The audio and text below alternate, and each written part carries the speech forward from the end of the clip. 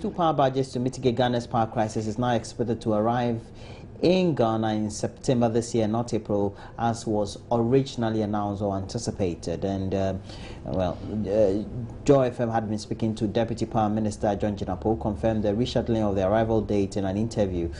And he said the delay in completing the necessary paperwork or getting the necessary LCs by ECG and to make sure that is also referred to the owners of the barge or the builders of the barges have led to the shift in the dates. Now, we know that this is supposed to come from Kapawa. Now, we're getting all this. Why do we have variances in when the schedule is supposed to be made for the barges to be coming, which one is an emergency, etc.? All the promises seem to have gone haywire. Well, I think it's very, very unfortunate. I was a bit disappointed myself when this story broke, I think yesterday, that we couldn't meet the deadline that was given earlier, that the first barge was arriving in this country at the end of the first quarter, which is about today, tomorrow. And for right now, they are telling us that to come at the end of the second quarter. Is it the third quarter even? That's somewhere in September, the beginning of the third quarter. I think that it is very regrettable. Anybody who lives in this country and who knows how much electricity is affecting business in this country, affecting domestic work in this country, would have thought that we will do everything possible to just get these barges on board so that we can at least up the system for the managers of the electricity now to come back and be giving us several reasons why they couldn't meet the deadline. I don't think it's good enough. It's not good enough. We need to do something. I had the privilege of speaking with the VRA board. I think 3 days ago I was in his office to find out what is happening over there.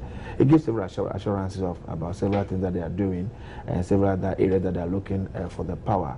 I didn't get the impression speaking to him as though their focus really is on the budgets, as if they are doing something else that could help us get the energy that we need to be able to meet the requirement that we have we need now. So yes, if the budgets come in, it will come to complement something.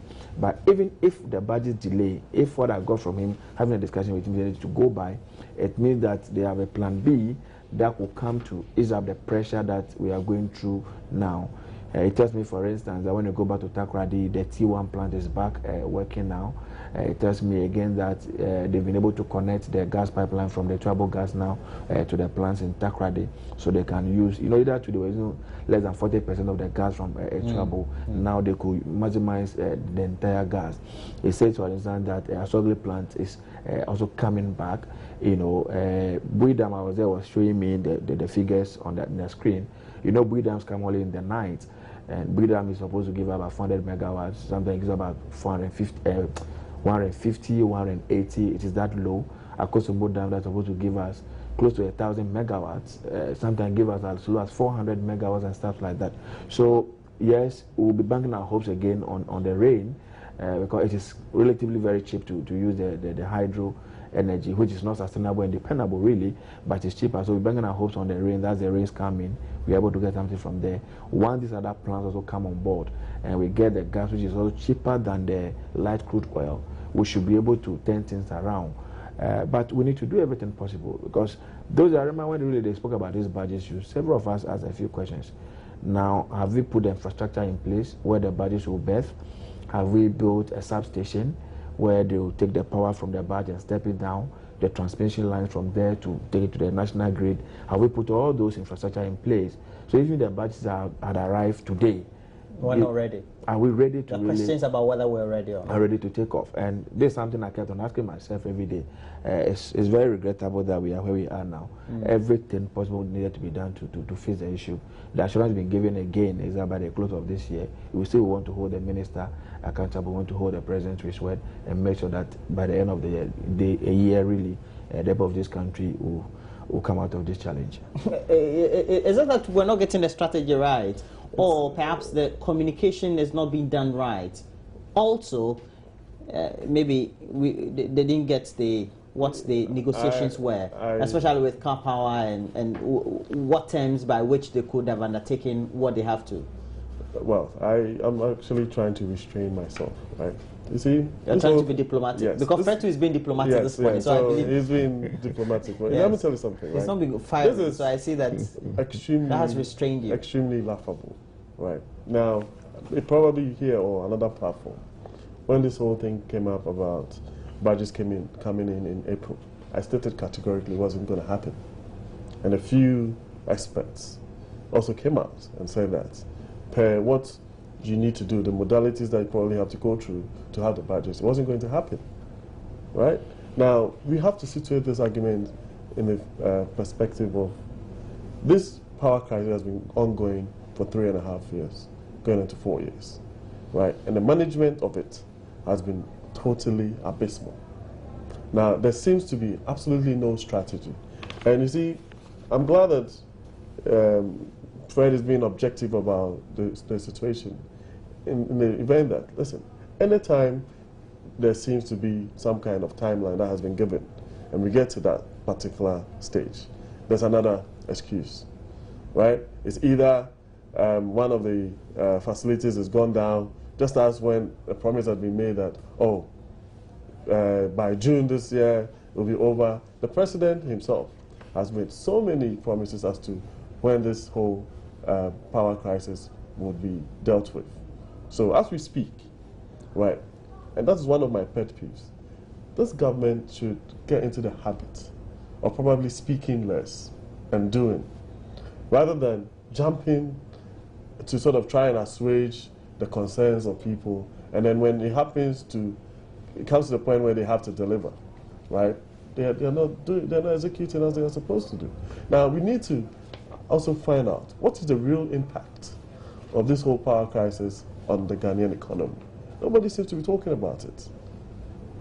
Forget about the big industries. What about the small-scale industries, the artisans, the hairdresser, you know, the vulcanizer, all of these mechanics? But we do understand that all these are taking tolls, and we all experience it. But the truth is that the facilities to help ameliorate the situation. No, but so who instructed or who actually advised government and the executive that these issues with the power crisis will be dealt with at this date, right? And that's why I said, I mean, you can link it to what we were talking about with the ADB, whereby people who are supposed to be holding positions of responsibility, anytime it gets to them delivering, there seems to be some kind of excuse, right? And instead of us, the ordinary folks, lamenting, they are the ones that are actually going to now list out the problems that we are actually facing.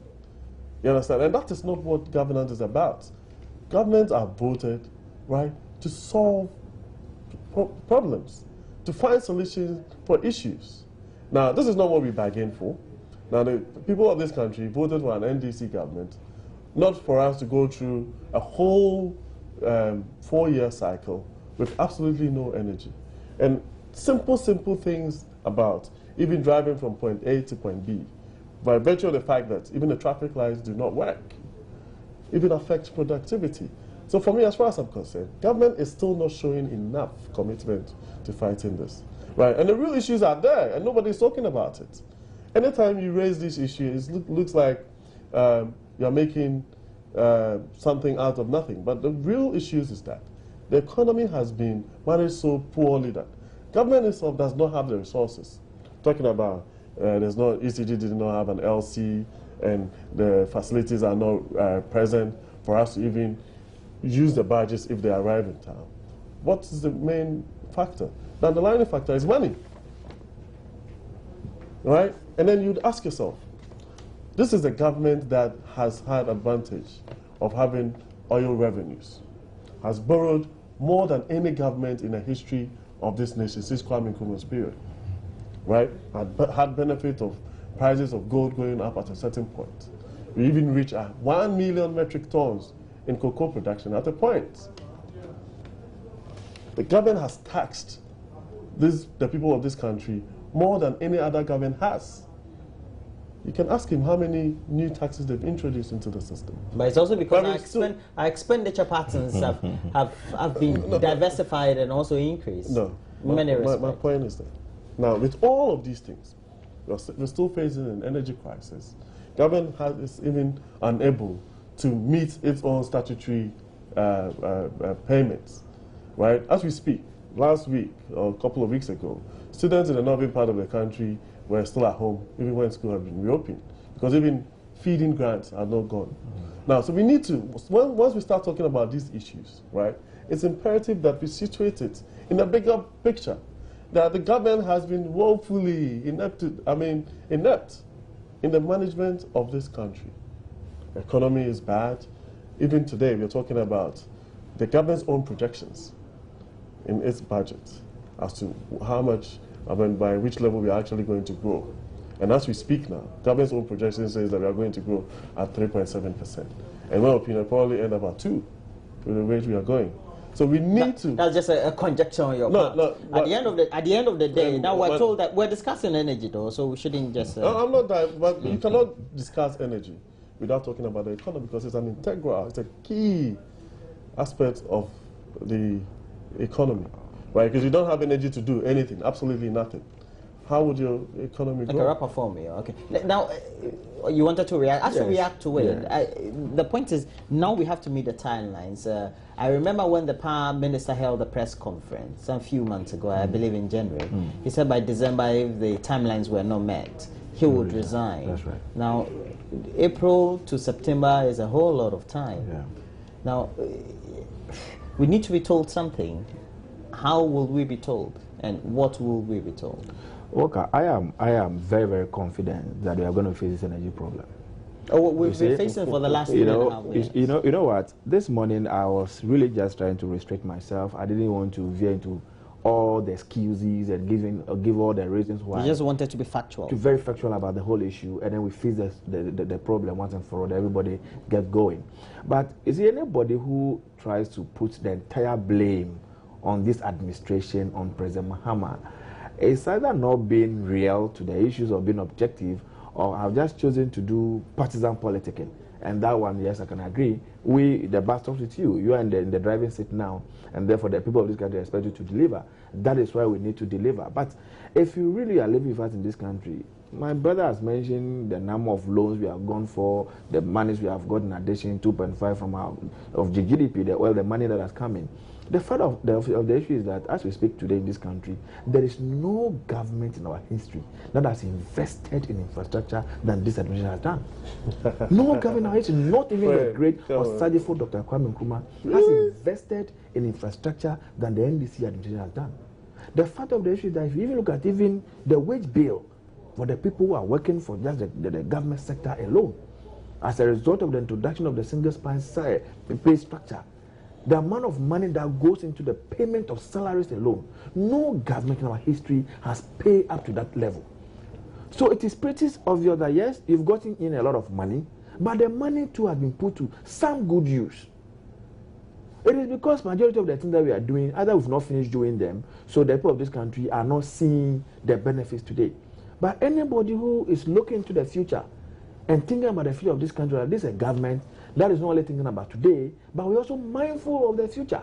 The reason why I'm very, very restricted when it comes to the energy sector is that it affects everybody across board. The ordinary barber, the hairdresser, all the everybody, you and I.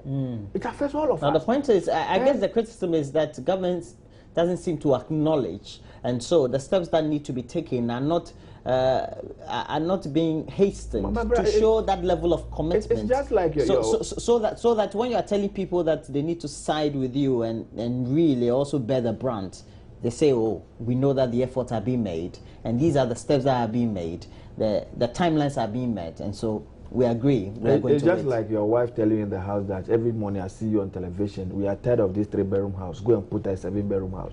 She says, sweetheart, the salary I have cannot put a 7-bedroom house. She doesn't understand. She's just pushing you.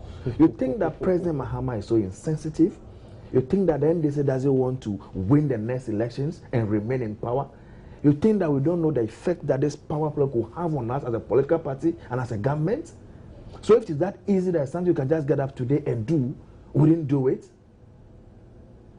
If it is that easy, then you can just get up today because the solution is there, just go and pick it and fix it. We would have done it long before now. But the point that when you are faced with the reality, and you are a government that is thinking about the future of this country, that says, listen, we wouldn't do it the way everybody has done it.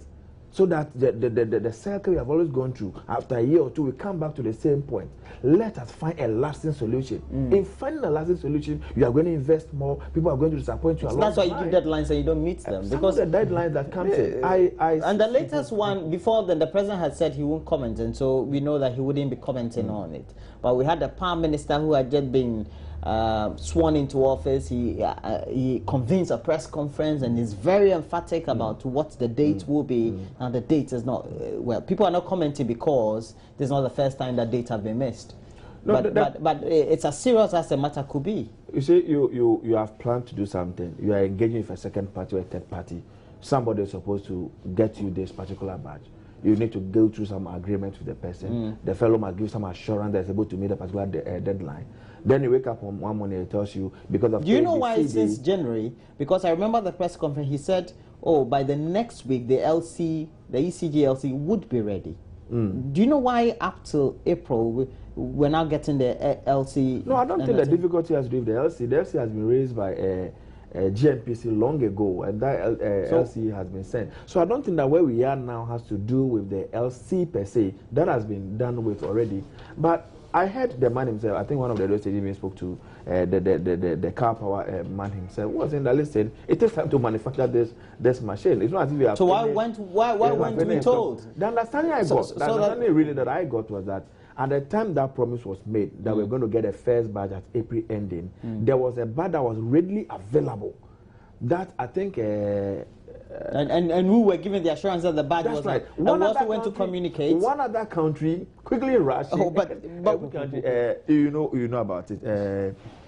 Help me. This Lebanon. I think it was taken. Lebanon. That's right. Lebanon also moving quickly and pick that particular badge. Because it's about how ready you are. How ready you are. Yes, we understand. So it's not as though the minister just came out, organized a press conference, and put out just an information. In vacuum. He was rest assured that there was a badge that could be available for us by ending of April. But just before we could get ready and move in there, we are in a very competitive world. I remember as the interaction with is it Mr.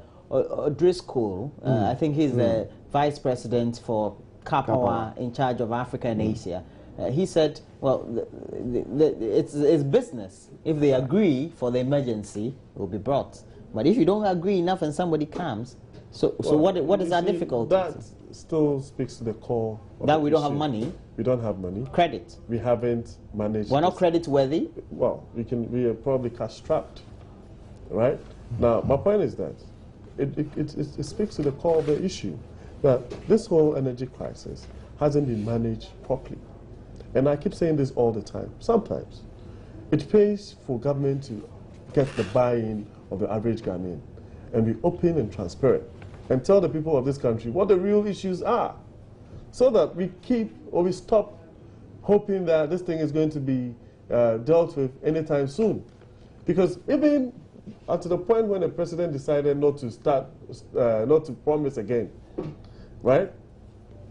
On his inaugural address, he mentioned the energy sector. When he went to Bui to commission Bui, he even made a jest out of it that, as for now, instead of saying dear Mamu Dumso, they'll be saying Mamu Kania, yeah, Mahama. Is that not what he said? Right? At that point, wasn't the president aware of all of these things that my good friend Frederick Monroe is talking about now? So the management of it in itself, and even the communication, and I don't understand why government, the president himself, would always be so eager, right, to speak to the issue when there are no clear-cut indications as to when this thing is going to happen. Even this thing about the emergency badge, the truth of the matter is that when the story broke, one of the experts, I think it was ASEP or something, I've forgotten the name of the gentleman, came and said that that particular badge that we are actually saying that was going to be here in April was under contract with Lebanon, which was going to end in June. Right? And of course, typical of the NDC, once you start talking about it, instead of actually agreeing that, of course, this is what the situation is, they rather attack you. Right? So as we speak, we are talking about September, but I can tell you for a fact that this badge is not going to be here in September. Because with all the things that's your prayer. No, it's not my prayer. With all the things that Fred is talking about, what is really happening is that they are hoping that the rains, come so that Akosombo comes into full stream, right? You're hoping that we get some comfort, get some gas through so that the T1 and all those things will come through. But as to having any long-term solutions to this power crisis, it's non-existent. Recently, we were talking about signing a contract with GE and some 1,800 But that's true. Listen, but all of those things are not things that are going to affect or impact the energy sector as we speak. Right, some of these agreements are actually meant to start in 2017, 2018. Well, but whatever it is, right? the agreements have been signed, and the efforts for the medium to long term have been made. The point is that there's meant to be a short-term strategy. But we're having the power barges in. Why are you so pessimistic about it? No, because it's the track record of the NDC government. Now, people out there are pessimistic. We can be cynical if we want. Because I didn't go and tell the good people of this country that once Atuabu comes on stream, our energy crisis is over. Did I do that? Once Bui comes on stream, our energy crisis is over. So that's Eric. When the real he doesn't believe that. But just conclude on this. Yeah, I'll still give the assurance that this energy situation will be resolved. It's not going to be like this forever and ever. If Eric says that he doesn't think we can resolve the issue because we don't have any long-term program, then it's either he's again not following what is happening in the country. As we speak now, I can tell you that about 16 different contracts have been signed. Projects are ongoing as we speak now. People are constructing here and there. You mean MOUs or what are they constructing? Some are even setting up already. I know of a gas the example we're going to use to win.